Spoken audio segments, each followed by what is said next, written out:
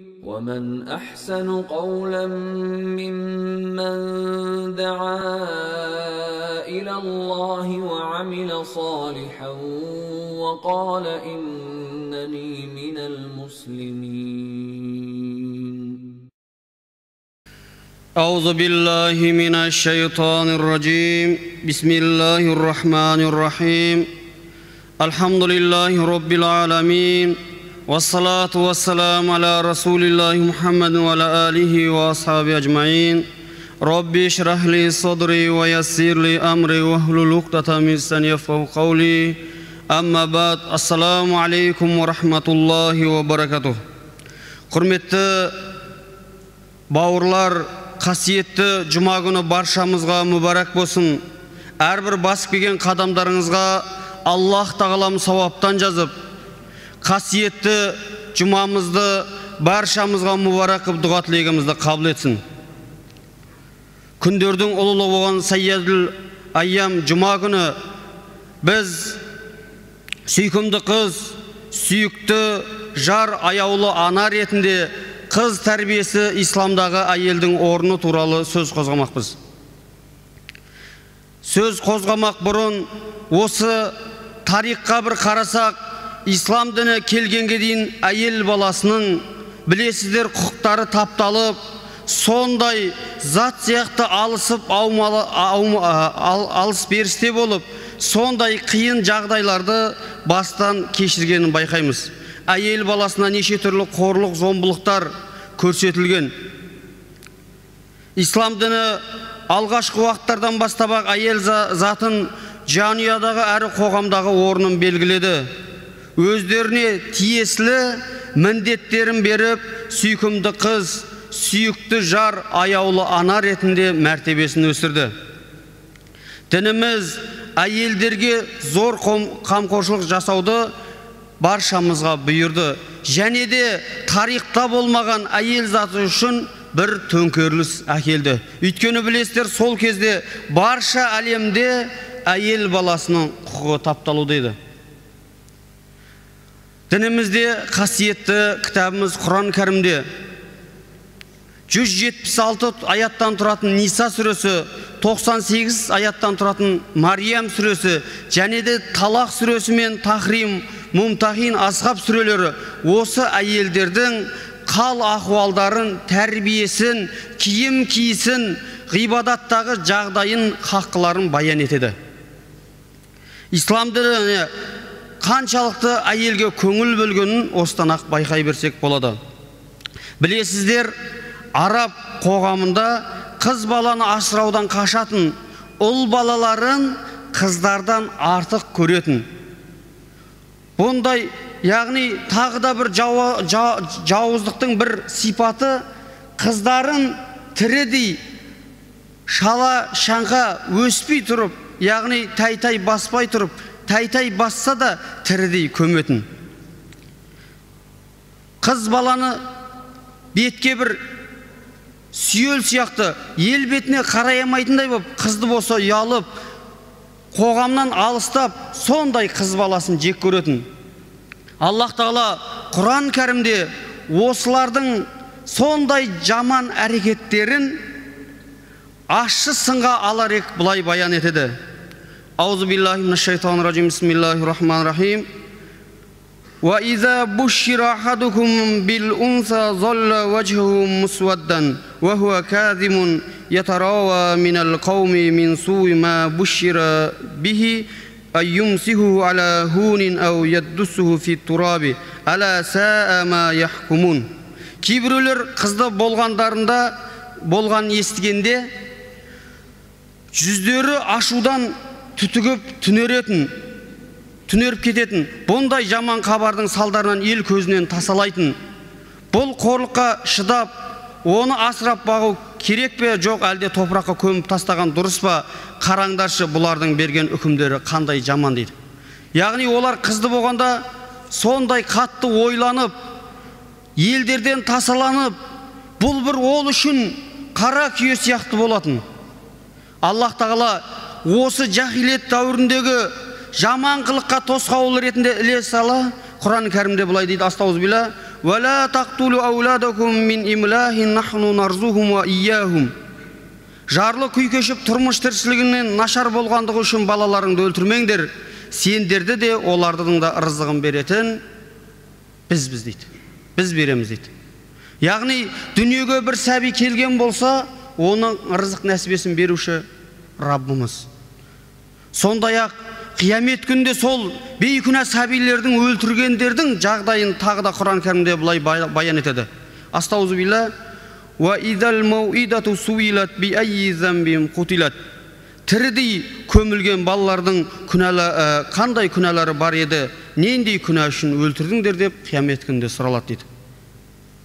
Бізге түсінікті болу үшін үлкен бір сахабалар бір жерде жиында отырған кезінде бір сахаба, мен жахилет дәуірінде екі жағдайымның біреусіне күлемін, біреусіне жылаймын дейді. Оның жылайтын сол бір оқиғам дейді, өзімнің 4 жасар кішкентай қызымды қаланың сыртына апарып, шұңқырды қазып көмейін деп атқанымда, бейкүнә сәби көмуден хабары жоқ, менің үстіме жағылған топырақты сүртумен әлек болып еді дейді. Сонысына қарамастан шырылдатып тірідей көміп тастап ем дейді. Ал екінші күлетін нәрсем дейді, сол жахилет дәуірінде ұннан, наннан пұттар, құдайлар істеп алатынбыз дейді. Жолға шығып, қарнымыз ашқан кезде оларды жеп қоятынбыз. Осыған күлкім келеді дейді. Демек, қараңыздар, ислам алғашқы уақыттан бастап қыз баласының тәрбиесіне ерекше мән берген. Білесіздер, тіпті бір жанұяда балаларды ұл қыз деп алаламауға, тәрбиелеуге қыз балада дінімізде орны бар екені зор көңіл бөлуге бұйырады. Енді тарихқа бір үңіліп қарасақ, адамзаттың асылы сүйікті пайғамбарымыз саллаллаху алейхи вассалам дінді жаятын кезде осы діннің жайылуына ең бірінші әсер еткен кім еді? Ол әйел зат еді, Хадиша анамыз еді. Хадиша анамыз иман еткеннен кейін бүкіл дүние мүлкін дін исламға сарп етті. Және де пайғамбарымыз саллаллаху алейхи вассалам Хадиша анамызды әрдайым еске алып отырып, ел менен теріс айналған кезде Хадиша маған сенді, әркім айтқандарымды бекерге шығарған кезде растаған сол еді деп әрдайым дәріптеп отырды. Пайғамбарымыздың әйелі Хадиша анамыз иман еткеннен кейін артынша Рухия, Зейнеп, Үммі Күлсім, Фатима аналарымыз да иман етті. Яғни пайғамбарымыздың қыздары да иман етті. Қыздары пайғамбарымыз саллаллаху алейхи вассалам сондай жақсы көрген соншалықты аяулы әкелерін қорғаштап, оларды қорлауға шыдамайтын өжеттік мінез танытатын. Білесіздер, мүшриктен болған Әбу Жахилдер пайғамбарымыз бір күні Қағбаның қасында намаз оқып тұрған кезде қуыстан тығылып келіп басына түйенің жемтігін шашып кеткен еді. Сол кезде Фатима анамыз олар бұрышта тығылып күліп тұрғанына шыдай алмай, өжеттікпен барып, оларға айтып, жылап тұрып әкесінің үстін қаққан еді. Пайғамбарымыз дін жолында осындай табандылық, еңбек танытқанына байланысты хадисінде былай дейді: осы дүниеде де, ақыретте де 4 әйел заты бар, құрметті дейді. Олардың біріншісі дейді Имран қызы Мариям, екіншісі Ферғауынның жары Асия, үшіншісі Хулайттың қызы Хадиша, төртіншісі Мұхаммедтің қызы Фатима дейді. Көрдіңіздер ме? Осындай жөйттігімен біздің аналарымыз, қыздарымыз мына дүниеде де, ақыретте де қадірлі болған. Пайғамбарымыз саллаллаху алейхи вассалам қыздарға байланысты көптеген хадистерінде ең жақсы балалар нәзік, мейірімді, қымбатты, игі қыздар деген. Қыздарыңызға ашуланып ренжімеңіздер, өйткені олар қымбатты, мейірімді деген тағы да бір хадисінде. Бірде пайғамбарымыз саллаллаху алейхи вассаламның қасында бір кісі отырады. Ол кісінің қасына баласы жүгіріп келгенде, ол кісі бетінен сүйіп тізесіне отырғызады. Кейін артынша іле шала қызы келеді, бірақ қызының бетінен сүймейді, тізесіне отырады. Сол кезде пайғамбарымыз саллаллаху алейхи вассалам, сен неге оларға әділетсіздік жасадың дейді. Яғни бала ма, қыз ба бөлуге рұқсат жоқ. Аллах Тағала өз қыздарына сабырлық еткен, әрі осы үшін сияпатқа ие болатын білетін адамдарды жақсы көреді дейді. Яғни кімде кім қыз бақса сияпатқа ілінеді. Егер бір адамның 3 қызы болса, оларды киіндіріп, қамқорлық етіп, тамақтандырып, оларға сабырлық етсе, қыздары қиямет күні тозақтан оларды құтқарады дейді. Біреудің басына қыздың себебінен қайғы қасірет сынақ келсе, оған сабырлық етіп, оттан құтқаруына қызы себепші болады. Егер шынымен де қыздарыңыздан бір сынақ келіп жатса, оған сабыр етуіңіз керек те. Пайғамбарымыздың хадисіндегідей, ол сіздерді, яғни тозақ отынан құтқарады. Пайғамбарымыз саллаллаху алейхи вассалам сахабалармен отырған кезде, бір сахаба менің 3 қызым бар дейді. Сол кезде сен жәннаттықсың дейді. Сол кезде екінші сахаба қызық етіп, менің 2 қызым бар дейді. Сен де жәннаттықсың. Сол кезде бір сахаба қызық етіп, менің 1 қызым бар дейді. Сен де жәннаттықсың дейді. Яғни қыз бағып, арлы, намысты, иманды күйінде оны отау иесі қылу біздің жәннатқа жолымыз жеңілдетеді деген ағайын. Қазір сол жахилет дәуірінен кейбір адамдарда қалып кеткен, қыз туса ренжіп тұрады әйелдеріне. Ей, баланы да, байлықты да, барды да, жоқты да алатын бір Аллах Тағала ғой. Бәрін беретін бір Алла ғой. Аллах Тағала жоқ деп қыз бермесе біз тартып аламаймыз ғой. Ұл бермесе. Қыз берді ме, қанағат қылуымыз керек. Пайғамбарымыз саллаллаху алейхи вассалам тағы да хадисінде айтады, әйелге игілік салихалықтың, әйелге игілік салихалықтың белгісі дейді, оның тұңғышының қыз болу дейді. Себебі Құран кәрімде Аллах Тағала егер қаласа біреуге қыз береді, қаласа ұл береді дейді. Аллах Тағала қалаған адамына қыз береді, қалаған адамына ұл береді. Бірінші қыз кеп тұр, бұл игіліктің белгісі дейді. Біздің қазақ не дейді? Қыз өссе елдің көркі дейді, гүл өссе жердің көркі дейді. Сондай елдің көркі қыз дейді. Сол қыздардың арқасында өздеріңіз 1000 жылдық құда болып татуласасыздар ғой. Өмір бір-бірлеріңізді көрмеген. Күйеулеріңіз 100 жылдық. Ағайын жекжаттықтарыңыз 1000 жылдықта. Құрметті жамағат, көрдіңіздер ме? Дініміз қыз баласына қалай қарайтын. Ал енді тағы да бір тарихқа тоқталсақ, сол кезіндегі біздің аналарымыз, сахаба әйелдер пайғамбарымызға көмек ретінде жихадтарға қатысқан. Сахабалар соғысқа кеткенде оларға жәрдемші болған, арларын қорған, иманымен сондай ғалым сахабаларды тәрбиелеген. Біз тарихқа бір көз жүгіртсек, Бәдір соғысында қаншама соғыстарда сахаба әйелдердің қатысқанын айтады.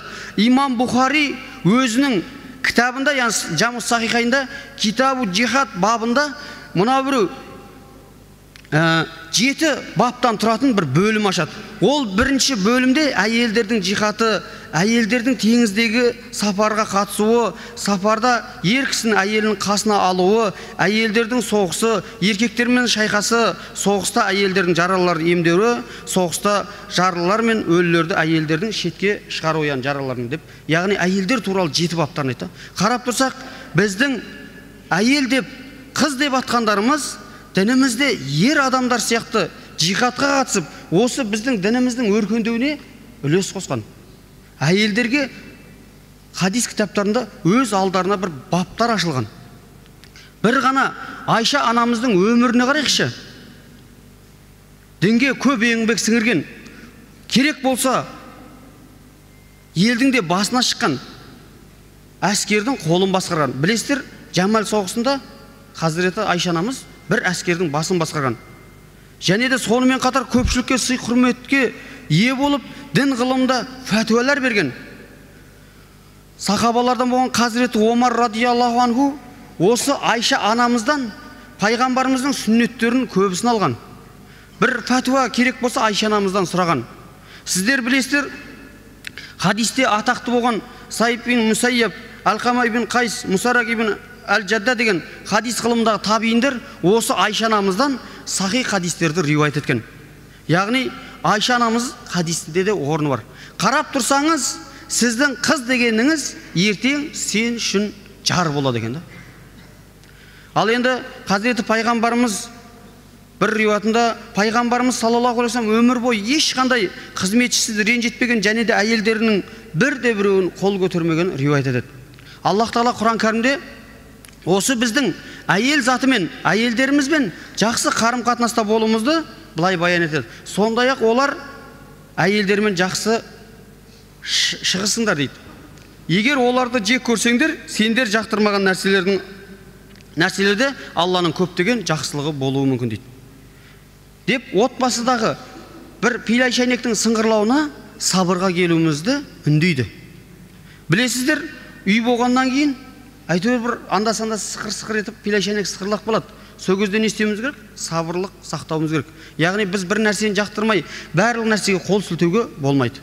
Енді пайғамбарымыз саллаллаху алейхи вассалам әйелдерге қол көтермеңдер дейді. Әйелдерді ұрмақ түгілі.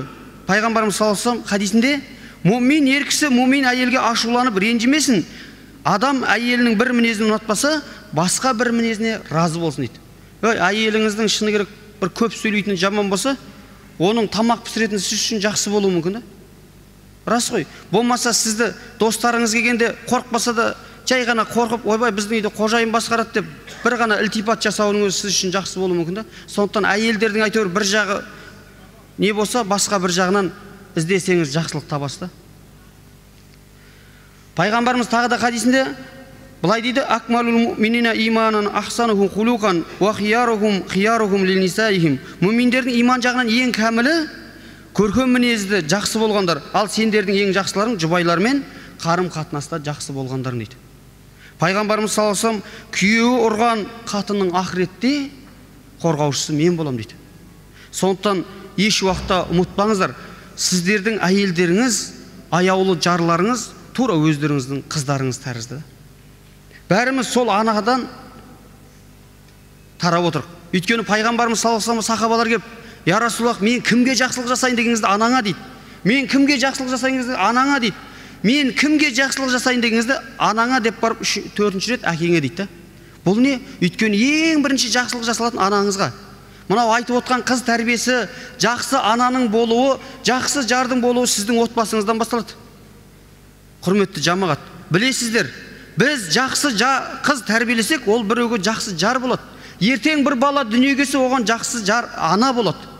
Көрдіңіздер ме?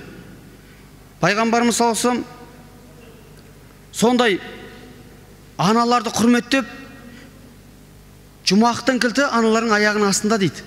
Көрдіңіздер ме? Яғни әйел баласының біздің дінімізде рөлі маңызды. Және де Аллах Тағала Құран кәрімде ерлердің әйелдердегі хақтары сияқты әйелдердің ерлерде хақтары бар дейді. Яғни бәріміздің бір-бірімізге хақтарымыз бар. Яғни Хазіреті Омар өзі бір сөзінде былай деген екен: біз әйел баласының жеке құқықтары болатын ислам келгеннен бастап ұғына бастадық дейді. Содан бастап біле бастадық дейді. Оған дейін олардың жеке құқықтары болмаған. Міне, әйел баласының құқықтары бар. Қызыңыз бар ма? Дұрыс тәрбиелеуіңіз керек. Ол бой жетсе, оның бөлмелерін ер адамның бөлмелерінен бөлуіңіз керек. Жақсы білім иесі қылуыңыз керек. Әрдайым қыздарыңызбен жақсы, мейірімді бір жанашыр ретінде сырласуыңыз керек. Өйткені қандай да бір қыз болсын, ана болсын, жар болсын, барлық нәрсені үйінен алады. Қазақ айтады ғой: ұяңда не көрсең, ұшқанда соны ілесің дейді. Ең әйел баласының, қыз баласының тәрбиесіне әсер ететін фактор ол отбасы. Қараңыздар, құрмет жамағат, көбінде былай айтады: ойбай, қазір көшеге шықсаң қыздар деген ашық-шашық, жаңағы етегін тартсаң үстіне жетпейді, үстін тартсаң етегіне жетпейді дейді. Не істейміз бұлар дейді? Не істейміз? Әрқайсыңыздың үйінде бір-бір қыздарыңыз бар. Әрқайсыңыздың үйінде бір-бір келіндеріңіз бар. Әрқайсыңыздың бір-бір жарларыңыз бар. Бір-бір аналарыңыз бар. Қыздарымызға имандылықпен киім киюді үйретейік. Келіндерімізге орамал тағып, иіліп жүруді үйретейік. Жарларымызға жақсы қарап, иманды қылып тәрбиелейік. Енді анамызға шамамыз жетпейтін шығар. Анамыз өз-ақ киер соларға қарап. Сондықтан әрқайсымыз өр үйде 2 қыздан 3 қыздан шынымен де ибалыққа тәрбиеленіп киімдерін дұрыстаса, қазір осы жерде 2000 адам отыр. 2000 адамды 3-ке көбейтсең 6000 адамның үйінде қыз келіншек былай айтқанда ибалы киіммен жүреді. Көріп отсаңыздар, қарап, былай қарасаңыздар, барлық нәрсе бізге байланысты. Ал енді сол әйел баласының киіміне бір тоқталайықшы. Аллах Тағала Құран кәрімде: ей мумин әйелдерге айт дейді. Өздерінің харам етілген нәрселеріне өздеріне харам етілген нәрселерге қарамасын, ұятты жерлерін зинадан, күнә атауларын қорғасын, мәжбүр көрілген жерлерінен тыс әдеміліктерін көрсетпесін, және бүркеншіктерін омырауларына түсірсін, зейнеттерін көрсетпесін дейді. Яғни бұл жерде айтқанда, қазіргі тілмен айтқанда, орамал, яғни хижаптарын бұйырады. Қазақ айтады, адам көркі шүберек дейді. Шынымен де әйел баласының көркі де, сәні де шүберек. Аллах тағала мұъмин әйелдерге, мұъмин қыздарға әурет жерлерін жапсын деп отыр. Енді білесіздер, қазақтың әдемі сөзі бар ғой, Құдайдан қорыққаннан емес, қорықпағаннан қорық дейді. Алайда соңғы кездері қоғамдық көзқарастар басқаша бір өзгеріліп, жақсы адам бақсы болып, бақсы адам жақсы болып жатыр.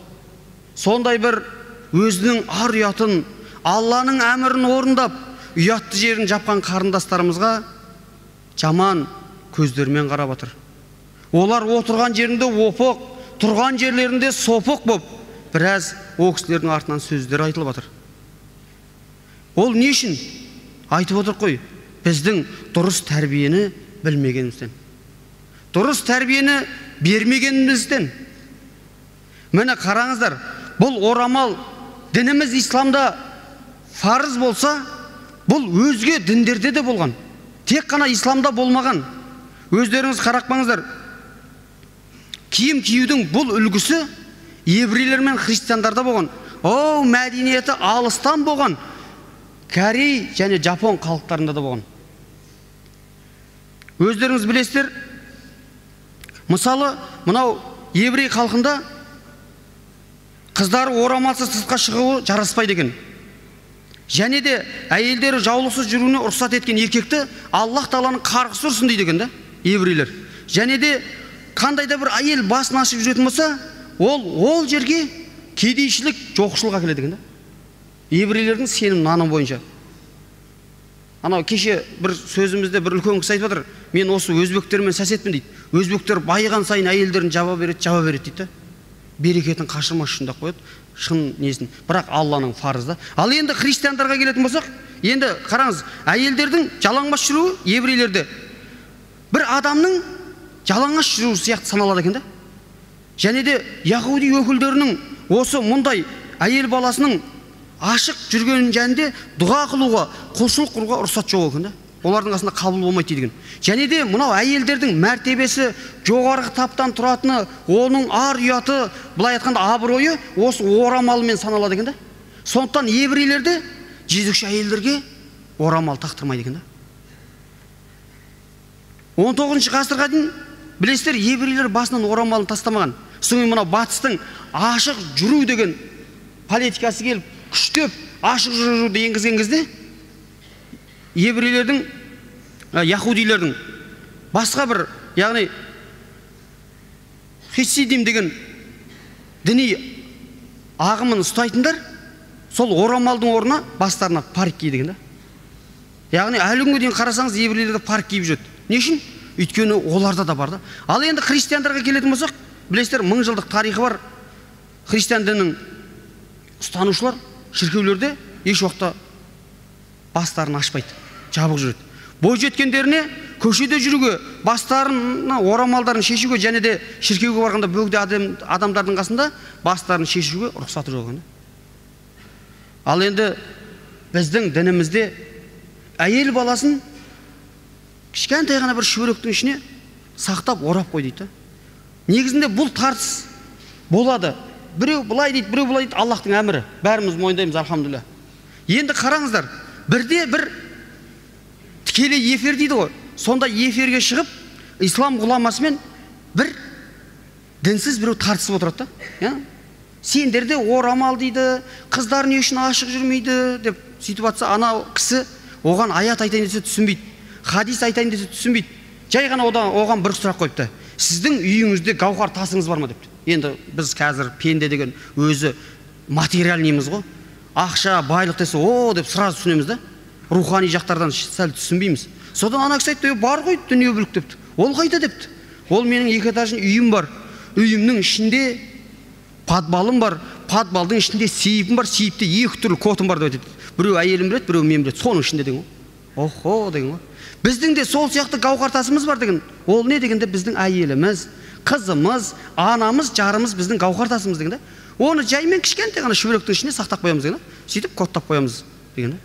Көрдіңіздер ме? Яғни біздің әйелдеріміз, анау есті қыз етегін жинайды деп атам қазақ айтқандай, өзінің шыны керек есті болып, етек жеңін жинап, бөгде адамдарға әурет жерін көрсетпей жүрген қарындастарымызға Алла разы болсын дейміз. Көрдіңіздер ме? Ал енді осы орамал жабуды медицина тұрғысынан біздің профессор Қарлығаш Тоғызбаева деген әпкеміз былай баяндапты. Ер адамдар көбінде көктен нәрді алады, әйел адамдар көбінде энергияны жерден алады деген. Сондықтан мынау әйелдердің шаштары магнит тәрізді келеді. Жердегі аспандағы ұшып жүрген керек емес аурулардың бәрін басына жұқтырады дейді. Біздің қазақта мынандай сөз бар ғой. Ауру астан, дау қарындастан. Қазіргі дауда сол қарындас қыздарымыздан шығып жатыр ғой. Енді қараңыздар, сол ауруды алады, одан ерлеріне жұғады дейді. Енді жаңағы ауру астан, дау қарындастан үйде асты кім береді? Жеңгеміз береді, анамыз береді, әйеліміз береді, қарындасымыз береді ғой. Басқа ешкім бермейді. Сол асты дайындап атқан кезде еңкейіп, басын ашып, турап атқан кезде жаңағы төгіледі. Дастарханға келіп, ашықшасы сізбен әңгімелесіп, басын шұлғап отқан тағы төгіледі. Сонымен ауру болсаңыз, Қытайдың затынан көрмей қойыңыз, үйдегі бірінші әкпемізден, жеңгемізден, аналарыңыздан көре беріңіз. Көрдіңіздер ме? Ауру қаяқтан келеді. Дініміз ауруында, сырқауында барлық нәрсесін қамтамасыз етеді. Аллах толық білуші. Енді қараңыздар, қазіргі таңда осы бір қыздардың бұзылуы белең алуда. Қазір қыздан ұят кеткен уақыт. Анау ақыр заманның белгісі темір сөйлейді, әйел билейді деген сияқты, қатын билейді деген қазіргі таңда бүкіл жамандықтың басында әйелдер тұр десек қателеспейміз. Бірақ соған ойлана келетіп, оған да итермелеп жатқан өзіміз шығармыз деп қоямыз. Өйткені шынымен де қыз балаларының қазір киімдеріне қарасаң, Құдай өзі кешірсін, шыны керек Қазақстанда бір мата жоқ па деп ойлап қаласың ғой. Жоқшылық сияқты ғой. Үстіне тартса астына жетпейді, астына тартса үстіне жетпейді. Құдайға шүкір кеңшілік, қойымыз қора-қора, мата заводымыз қаншама жетеді ғой мата деген. Бірақ кейбір адамдар сол нәрсені көре алмайды ғой. Қараңыздаршы, жаман политиканың кесірінен осы әйелдердің жарнама газеттерінің беттерінде көліктерінің дөңгелектерін ұстап тұратын, болмаса бір 50 теңгелік су бар ғой, соны ұстап тұратын әдемі әйелдерді көргенде ішің удай ашиды. Ей, бұл әйелдердің бұл жерде несі бар? Сонда 50 теңгелік су жалаңаш әйел ұстамаса өтпей ме? Не үшін? Өйткені бұл басқа бір қымтырғылардың, арам пиғырлардың әйел баласын сондай бір қолданыстағы зат деп көрсетіп атқанның сипатының біреуі ғой. Аллаға шүкір, бізде дінімізде әйел деген анамыз, қазақта әйел деген жарымыз. Біреудің қызына құда түсіп барсаң, анасына ана түсіз сыйлығын бересің, қалың малын бересің, сырғасын құлағы мен сақинасын қолына тағып, ата-анасын батасын алып аласың. Көрдің бе? Біздің халқымыздың өзі қызды қонақ деп төрге отырғызып жақсы сыйлайды. Бұның бәріне біздің шынымен де исламнан терең сусындағанымыз. Құрметті жамағат, сол егер бір қызымыз бұзылып атса, бір қызымыз жамандыққа барып атса, кінәлі біз боламыз. Сондықтан қыздарымызға, әйелдерімізге жақсы діни тәрбие берейік. Ислам дініндегі осы Хадиша анамыз, Айша анамыз көптеген сахаба әйелдердің өмірбаянын әрдайым олардың жадында сақтатып, оларға әрдайым насихатта болайық. Ва ахиру дауана анилхамдулиллахи роббил аламин.